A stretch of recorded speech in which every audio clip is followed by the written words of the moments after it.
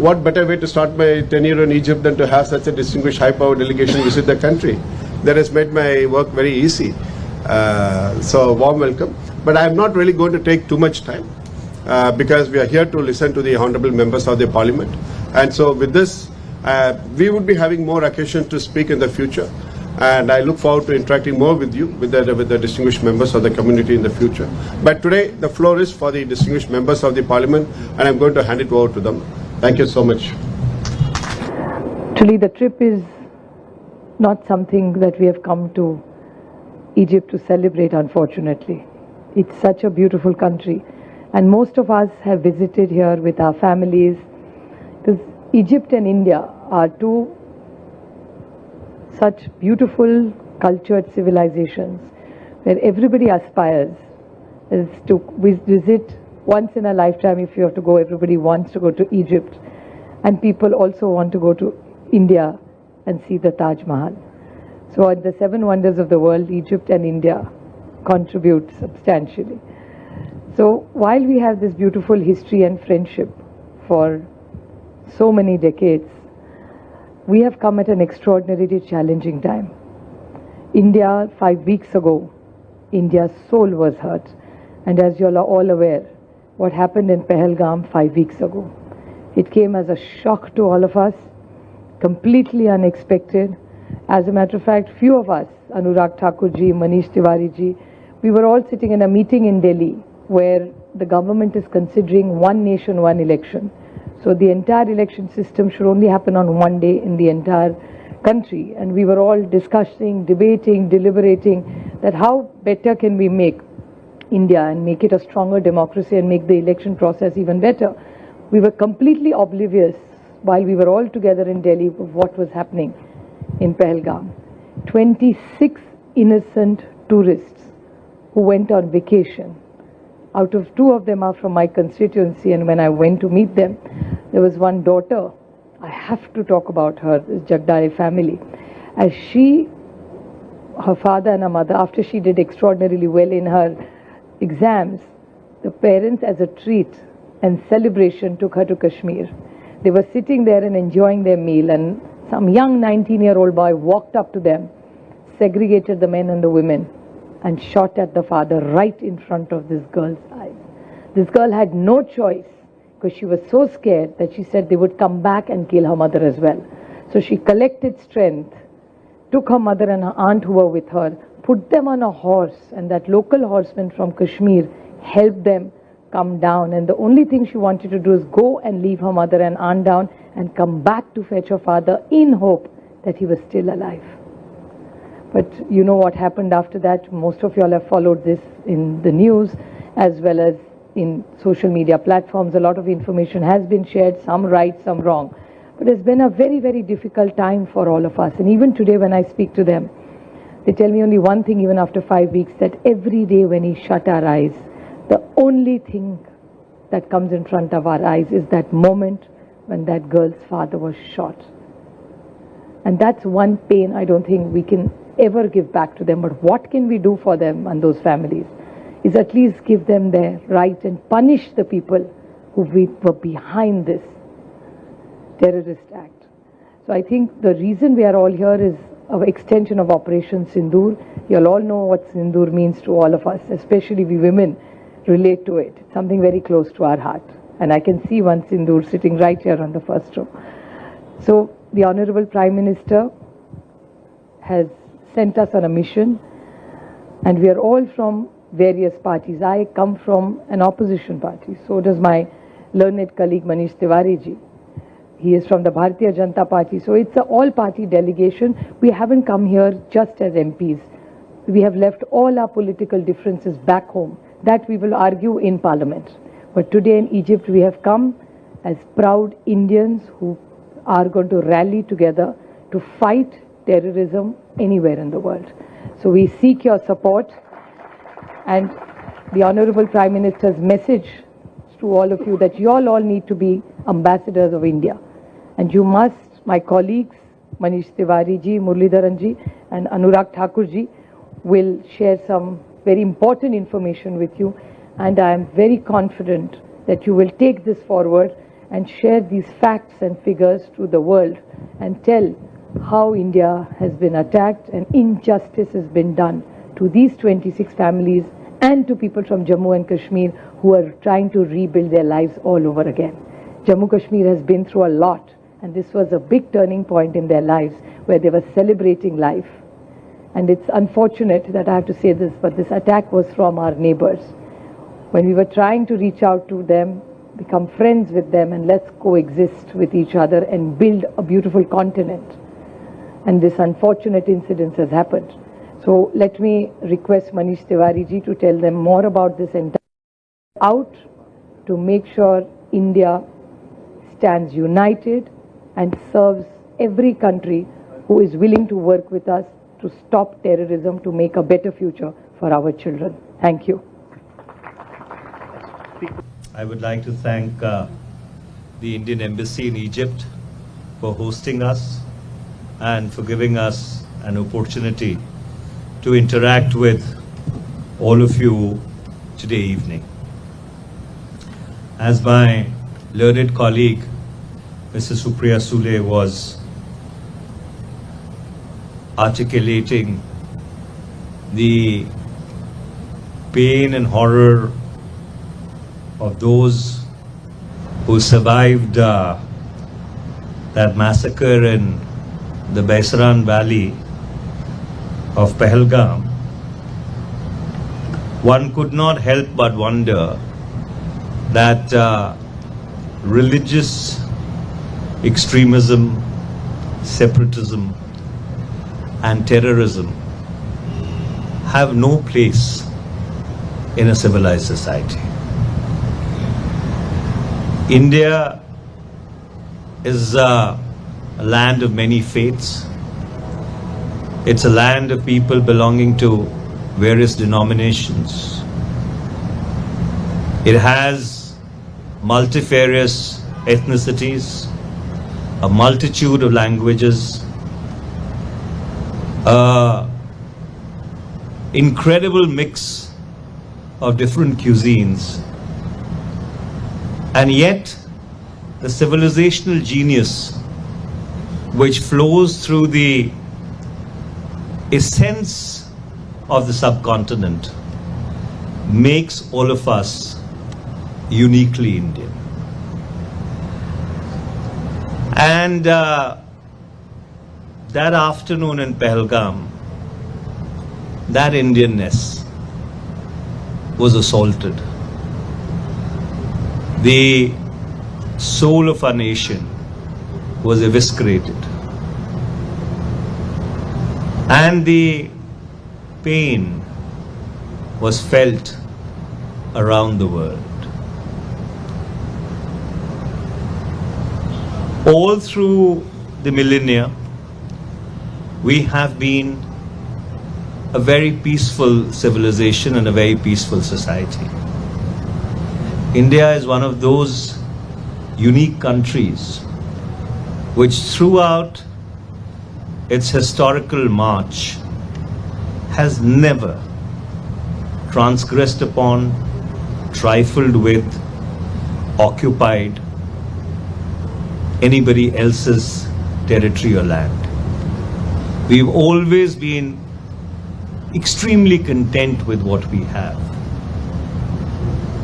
But that civilizational genius of India should not be construed as our weakness. It's in fact our strength. And when that strength is challenged, it becomes our responsibility to respond, to protect our civilizational ethos. And that's exactly what we did between the 8th and 10th of May in order to ensure that the perpetrators, the masterminds, the protectors of those terrorists who carried out this dastardly act must also feel the pain of India's response. And yet we were very measured. And yet we were very calibrated. We never targeted any military installation. We never targeted any civilian infrastructure. All that we went after was the infrastructure of terror incubated by Pakistan over the past 4.5 years. And this is the message which all of us have tried to convey to our interlocutors, that the time has come to proscribe once for all those states which use terror as an instrument of state policy. And Pakistan, unfortunately, ranks as the prima donna of those states which relentlessly and without an iota of shame continues to spawn a low-intensity conflict against India using these semi-state actors. In our interaction with our colleagues in the Egyptian Parliament, at the Council of Foreign Relations, very ably facilitated by our colleagues at the embassy, this is the message that we sought to convey to them. And I must say that I was very encouraged by their response. They were very understanding of India's position, as Egypt itself has been a victim of terrorism over the decades. They understood that our right to respond in our self-defense is something which even the United Nations Charter, Article 51, if I recollect correctly from the top of my head, guarantees. And so therefore, the first day in Cairo has been increasingly constructive, has been very encouraging, and this quest that we bring along with us to create or try and create a global coalition to isolate those states which sponsor terror seems to be a mission which is heading in the right direction. Once again, I must thank all of you who have persevered in their own way to strengthen the people-to-people civilizational relationship between India and Egypt. And I would request you to carry the message of India's strategic patience, India's tolerance to the world, while making it very clear that there are certain red lines that India would not allow anyone to cross, and if countries choose to cross that, they do so at their own peril. Thank you very much. Ambassador Suresh Reddy ji, other esteemed colleagues on the dais, my dear friends from the Indian community, Namaskaram and a good evening to all of you. Friends, this is the 10th day of our tour, and we are on the final leg of the 4-nation tour, which started from Qatar, then went on to South Africa, Ethiopia, and today early morning we reached Cairo. As my colleagues mentioned, this is in the context of the incident that happened in Pahalgam.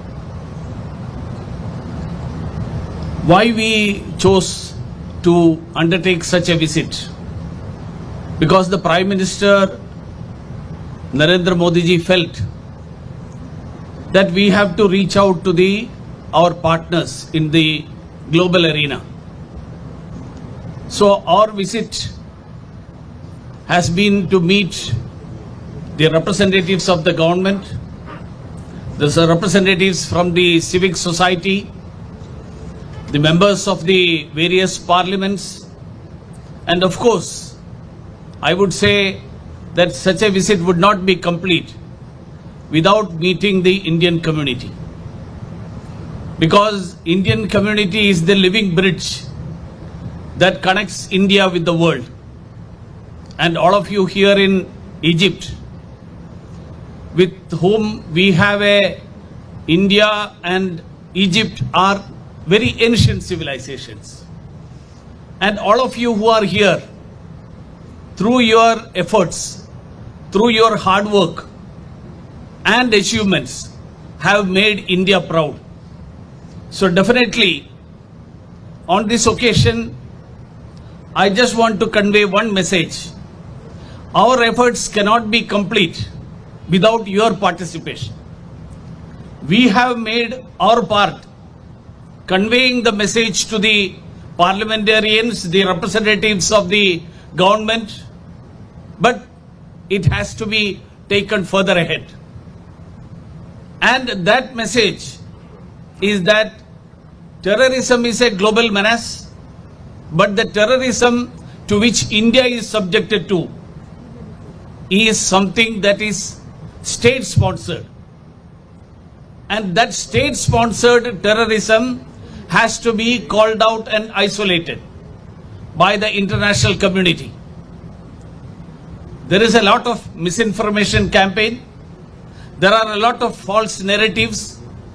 And I would like to request the Indian community who are present here to use your efforts, use your good officers to spread the real truth and to present that truth before your friends, colleagues and the whole world, and make this effort a success. With these words I conclude. Namaskaram to all of you. Minister to Egypt, Shri Suresh K. Reddy ji, country delegation, respected Supriya Sule ji, former Ambassador Syed Akbaruddin ji, ladies and gentlemen, namaskar, a very good evening to all of you. Let me first thank you for taking your precious time out to meet us today. I know how busy all of you are,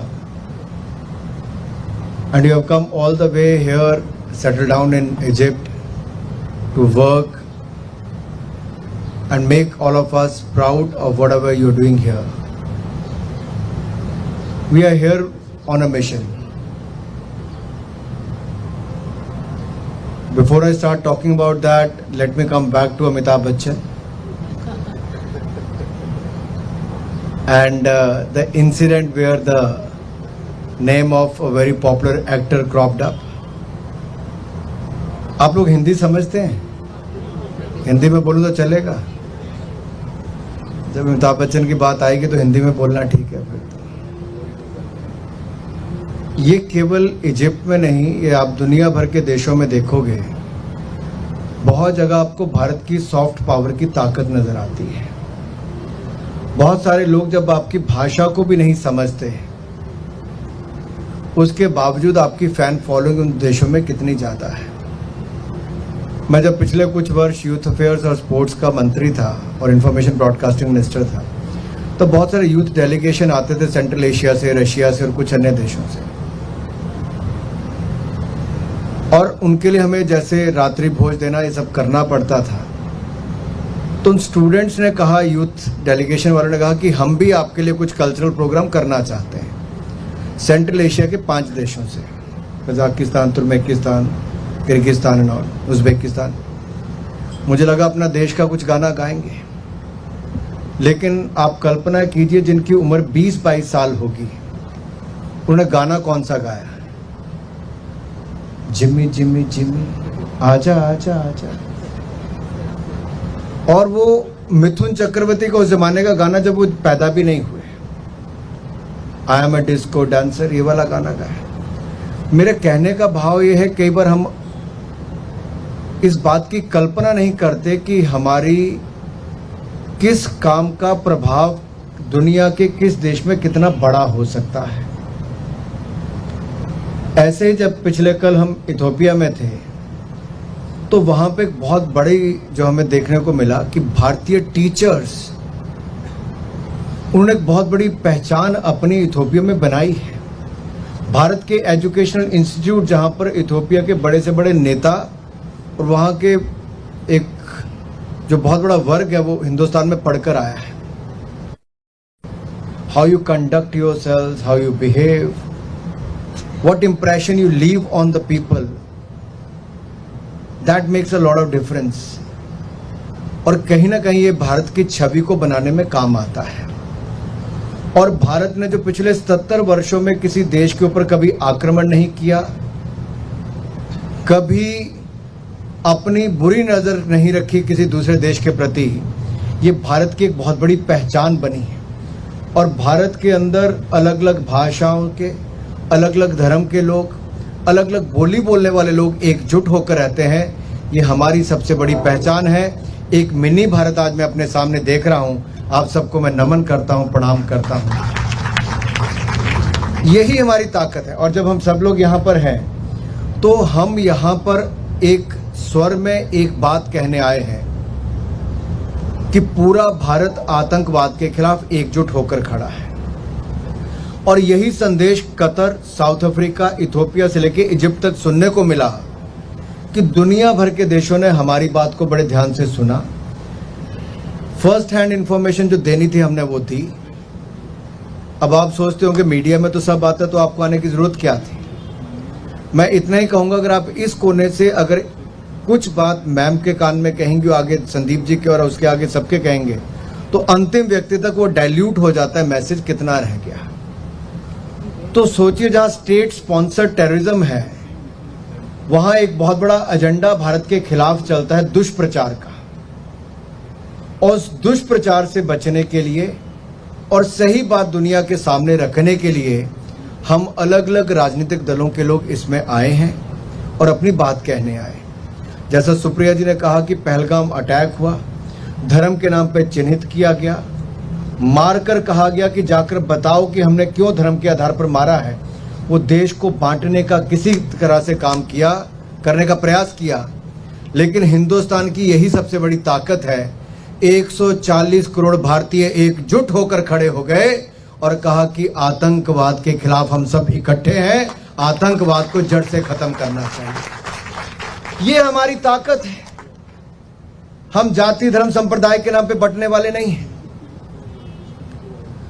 अब आप कहेंगे कि भारत ने, कोई आपसे पूछेगा भारत ने क्यों अटैक किया। हमने नहीं किया। हमने 14-15 दिन तक इंतजार किया पाकिस्तान की कार्रवाई करेगा आतंकवादी ग्रुप के खिलाफ जिसका नाम है द रेजिस्टेंस फ्रंट, लश्कर तैयबा का फ्रंटल ऑर्गेनाइजेशन। पाकिस्तान ने कुछ नहीं किया। फिर भारत ने 9 आतंकवादी ठिकानों पर वो किया कि उन आतंकवादियों को ठिकाने लगाने का काम भारत ने कर दिया। लेकिन क्योंकि स्टेट स्पॉन्सर्ड टेररिज्म है तो पाकिस्तान की आर्मी ने उल्टा कार्रवाई कर दी। पाकिस्तान की आर्मी ने आतंकवादियों के खिलाफ कार्रवाई नहीं की, टेररिस्ट के खिलाफ नहीं की, भारतीय सेना और भारतीय लोगों के खिलाफ अटैक कर दिया। और जम्मू कश्मीर में हमारे बहुत सारे लोगों की जान चली गई। गुरुद्वारा भी ब्लास्ट कर दिया, ऐसा ही हुआ था ना गुरुद्वारे में, और 26 लोग हमारे उसमें मारे गए। और हिंदुस्तान ने फिर एक बार करारा प्रहार किया और जवाब दिया कि अगर हमारी तरफ आंख उठाकर देखोगे तो हम करारा जवाब देना जानते हैं। चाहे वो 65 का युद्ध था, 71 का युद्ध था या कारगिल की लड़ाई थी, जहां सीधा सीधा लड़ने का काम हुआ, भारत ने पाकिस्तान को धूल चटाने का काम किया है। और सीधा लड़ोगे तो आगे भी धूल चटाने का काम किया जाएगा। आज केवल बात यह है कि पाकिस्तान सीधा लड़ने की बजाय स्पॉन्सर करता है टेररिस्ट को, फाइनेंस भी करता है, ट्रेनिंग भी कराता है, लॉजिस्टिक भी करता है, हैंडलिंग भी करता है। और जब वो उसका पर्दाफाश हो जाता है तो उसको छिपाने का काम भी करता है। यूनाइटेड नेशन सिक्योरिटी काउंसिल ने जो 52 इंडिविजुअल और एंटिटीज की लिस्ट दी है टेररिस्ट की, वो सारे के सारे पाकिस्तान में है। किसी के ऊपर पाकिस्तान ने कार्रवाई नहीं की। अभी भी जो द रेजिस्टेंस फ्रंट की हमने पहले भी जानकारी दी थी यूएन में, अब भी पाकिस्तान ने उस पर पर्दा डालने का काम किया, उसका नाम प्रेस रिलीज में नहीं आने दिया, पूरा ताकत लगा दी। क्या कारण है? और यही नहीं, जब when there was a time to bid farewell to the slain terrorists, who were present in that? Army Major General, Lieutenant General, Brigadier of the Pakistan Army, elected representatives. ये सब लोग फेयरवेल पे थे जो आतंकवादी मरे उनके वहां पे, और पाकिस्तान के नेशनल फ्लैग में आतंकवादियों की बॉडी को लपेट के दफनाया गया। क्या किसी देश में ऐसा होता है? इससे बड़ा सबूत और क्या चाहिए? ये सारी बातें हम आप सबके सामने इसलिए कर रहे हैं कि एक है कि हम किसी आतंकवादी संगठन के खिलाफ लड़ रहे हैं, वो लड़ाई अलग है। यहां तो कोई देश ही आतंकवादियों को पूरा समर्थन कर रहा है और उनकी संस्थाओं को समर्थन कर रहा है, तो वहां सोचिए हमारी हालत क्या होगी। और दुनिया के सामने यही चेहरा हमें पाकिस्तान का दिखाना है। पाकिस्तान के द्वारा प्रायोजित जो आतंकवाद है उससे भारत पीड़ित कैसे है और हजारों लोगों की जान कैसे गई। हम एक स्वर में सब राजनीतिक दल के लोग एक ही बात कहने आए थे कि ये नया भारत है, किसी को छेड़ता नहीं। 70 साल में हमने किसी को छेड़ा नहीं, अगर हमें कोई छेड़ता है तो उसे हम छोड़ते भी नहीं। अंत में मैं इतना ही कहूंगा, the message which honourable prime minister has said it very very clearly that the talk and terror can't go together, trade and terror can't go together, and blood and water can't flow together. बहुत स्पष्ट संदेश है, क्योंकि सारे सबूत हमने पठानकोट हमले से लेकर 26/11 के हमले से लेके अब पहलगाम अटैक तक के भी दे दिए, लेकिन पाकिस्तान कोई कार्रवाई आतंकवाद और आतंकवादी संगठनों के खिलाफ नहीं करता है। लेकिन एक बात इस 4 देशों में जाकर बहुत स्पष्ट सामने आ गई, दुनिया भर के देशों ने, every country has condemned the terrorist attack, every country has given their condolences and they have said they strongly stand with India on this fight against terrorism. So in a way the world knows the threat of terrorism not only to India but to the entire globe. So अच्छी बात यह है कि जाने से बताने से सारी दुनिया को जानकारी भी मिल गई और सब ने एक स्वर में कहा कि आतंकवाद को तो खत्म होना ही चाहिए। बाकी तो सब देशों को अपनी अपनी लड़ाई खुद लड़नी है, लेकिन जागरूकता करनी जरूरी थी। आप सब आए, आप सब ने मुझे सुना, आप सबका बहुत बहुत आभार और इंडियन एम्बेसी का आज के शानदार कार्यक्रम के लिए बहुत बहुत धन्यवाद। जय Hind. Mr. Suresh Reddy ji, the Honorable Ambassador of India to Egypt, his Mrs. Reddy, all my leader of our delegation, Ms. Supriya Sule ji, and my parliamentarian colleagues and all Indians, Jai Hind. I think India for unity in diversity, and I think the community here also represent that. We have a concept of universal brotherhood, secularism and peaceful coexistence. We were just paying our floral tributes to Father of Nation Mahatma Gandhi ji. There I interacted with some students from Kerala and UP who are doing studies in Islamic studies, MBBS and others. I encourage them that in addition to Islam, you should also study comparative religion. And I asked them a question which they were not aware, because today we have very respected elderly representation from Revered Bohra community also here amongst us. मैंने उनको पूछा कि भाई golden temple तो सुना होगा, दरबार साहब अमृतसर के सुना है। मैं कहा आपको पता है उसकी नींव किसने रखी थी? दरबार golden temple foundation was led by home? कह रहे नहीं। मैंने उनको बोला कि गुरुओं ने एक मुस्लिम फकीर को बुलाया, Sai Mian Mir from Lahore was invited to lay the foundation of our highest shrine. This is our connection and religious. And Guru Nanak Dev ji said अव्वल अल्लाह, ये गुरु उसमें है, गुरु ग्रंथ साहब में, अव्वल अल्लाह नूर उपाया कुदरत के सब बंदे एक नूर ते सब जग उपजया कौन भले को मंदे. Same each human being is manifestation of God. पर आज क्या हो रहा है, हमारा पड़ोसी मुल्क बेदोष लोगों को, बेगुनाह लोगों को, टूरिस्ट लोगों को, जो कश्मीर की प्रफुल्लता के लिए about our honorable former minister Muralidharan ji was saying 10 crore people visited Kashmir. Since 2019, over 10,000 crore government of India have invested in the infrastructure. Srinagar has direct flights to all over the globe, to Middle East. There's a direct train, Delhi Srinagar, longest bridge, longest tunnel, and we can go on. But this kind of cross-border terrorism is doing more damage to the Kashmiris who just started making their livelihoods. उनका ज़्यादा नुकसान हो रहा है. And anyhow, enough have been said. I will just add to what Anurag ji said. Atal Bihari ji Vajpayee took a friendship bus 1909 में 17 फरवरी को 17. I was also there. Lahore जो महाराजा रंजीत सिंह का फोर्ट है, लाहौर डिक्लेरेशन साइन हुआ, वापस आ गए. Ink had not even dried, Kargil हो गया.